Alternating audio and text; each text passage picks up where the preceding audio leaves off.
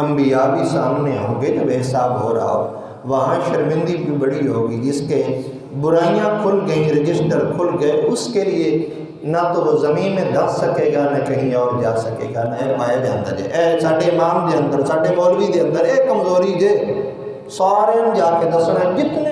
اما بعد فقد قال اللہ تبارک و تعالی فی کلام المجید والفرقان الحمید لنریہ من آیاتنا انہ هو السمیع البصیر۔ آمنت باللہ صدق اللہ العظیم صدق رسولہ النبی الکریم الامین۔ رب اشرح لی صدری ویسر لی امری واحلل عقدۃ من لسانی یفقہوا قولی۔ عزیزو، معراج النبی صلی اللہ علیہ وسلم حضور کا بہت بڑا اور عظیم معجزہ ہے۔ اللہ کریم نے اپنے حبیب علیہ السلام کو معراج کیوں کروائی؟ اس کا جواب خود ارشاد فرمایا لنریہ من آیاتنا انہ هو السمیع البصیر۔ محبوب کو معراج اس لیے کروائی گئی تاکہ ہم اپنے حبیب کو اپنی نشانیاں دکھائیں۔ اللہ کریم نے محبوب دو عالم صلی اللہ علیہ وسلم کو بہت ساری نشانیاں بھی دکھائی،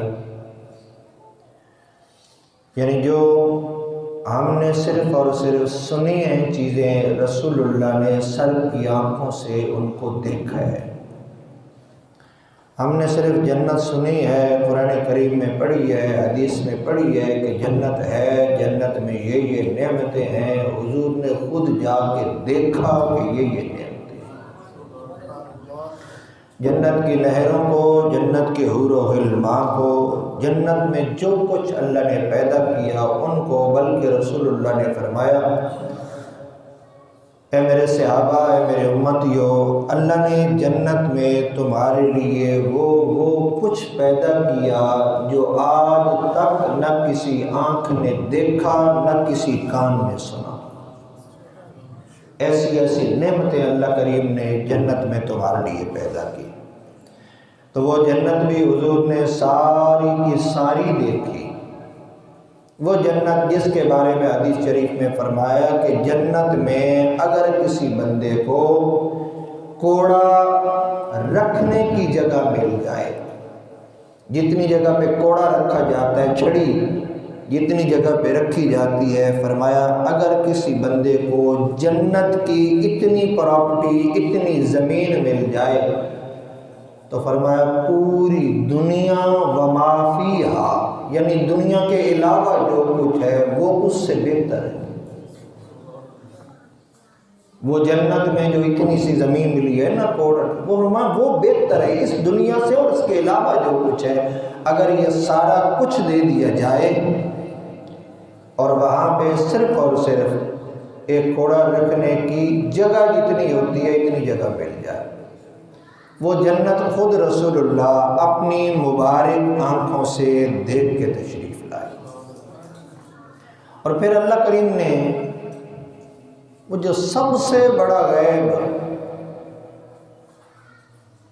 جس کے جلوے ساری کائنات میں ہے، دیکھا کسی نے نہیں ہے، خود اللہ کی ذات کو رسول اللہ نے دیکھا۔ اور حضور خود فرماتے ہیں کہ میں نے اپنے رب کو بڑا ہی حسین و جمیل صورت میں دیکھا، بڑا ہی خوبصورت میں نے اپنے رب کو دیکھا۔ تو جہاں اللہ کریم نے یہ اپنے محبوب کو نشانیاں دکھائیں، میں لنریہ من آیاتنا، نشانیاں دکھائیں، وہاں اللہ کریم نے اپنے محبوب کو تحفے بھی عطا فرمائے۔ جب بہت بڑا کوئی مہمان کسی کے پاس آتا ہے تو وہ پھر اپنے مہمان کی عزت کرتا ہے، اسے تحفے بھی دیتا ہے۔ اللہ تو ساری کائنات کا مالک ہے، اس نے اپنے حبیب کو کیا کیا تحفے عطا فرمائے ہوں گے، اس نے اپنے محبوب کو بڑے تحفے عطا فرمائے۔ اس پہ بات پھر کریں گے نماز کے حوالے سے، التحیات للہ والصلوات والطیبات والسلام علیک ایھا النبی ورحمۃ اللہ وبرکاتہ۔ السلام علینا وعلی عباد اللہ الصالحین، یہ بھی نماز جو ہے یہ معراج کا تحفہ ہے۔ یہ جو کچھ میں نے پڑھا ہے نا، یہ بھی معراج کا تحفہ ہے۔ اللہ کریم نے بہت سارے تحفے اپنے محبوب کریم صلی اللہ علیہ وسلم کو عطا فرمائے۔ علامہ ظفر الدین بہاری رحمۃ اللہ تعالیٰ علیہ نے لکھا ہے کہ اللہ رب العزت نے اپنے محبوب کو ایک جبہ عطا فرمایا، حلہ، جبہ، عزت اور تکریم محبوب دو عالم صلی اللہ علیہ وسلم کی پہلے بھی بڑی ہے، اور بڑھانے کے لیے اللہ کریم نے ایک حلہ عطا فرمایا، ایک جبہ عطا فرمایا۔ حضور جب واپس تشریف لائے تو حضور کے ذہن میں یہ بات آئی، خیال آیا کہ چلو یہ میں کسی اور کو دے دوں۔ حضور کی تو بڑی عظمتیں ہیں نا، بڑی ہی عظمتیں ہیں، بڑی ہی عظمتیں ہیں۔ یہ تو اولیاء کا مزاج ہوتا ہے، بزرگوں کا مزاج ہوتا ہے دینے کا، بانٹنے کا۔ میں صرف آپ بھائیوں کو دیکھ کے یہ بات نہیں کرتا، میں پہلے بھی کرتا ہوں۔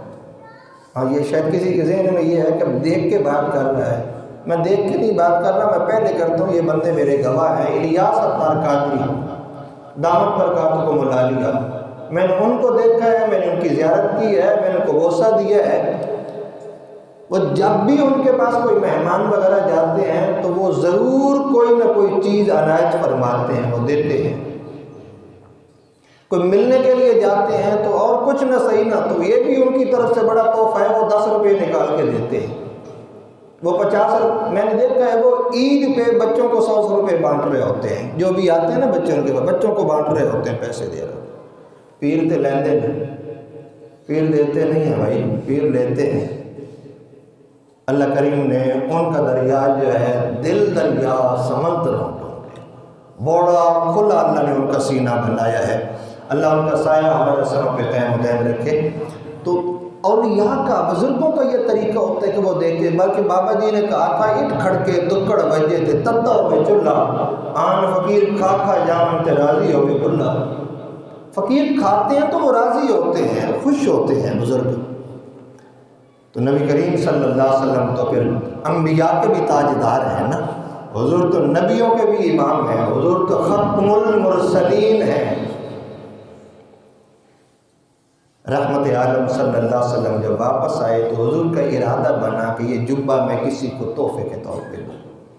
رسول کریم صلی اللہ علیہ وسلم نے سیدنا صدیق اکبر رضی اللہ تعالیٰ کو بلایا اور فرمایا، ابو بکر یہ جبہ اگر میں تمہیں دے دوں تو کیا کرو گے؟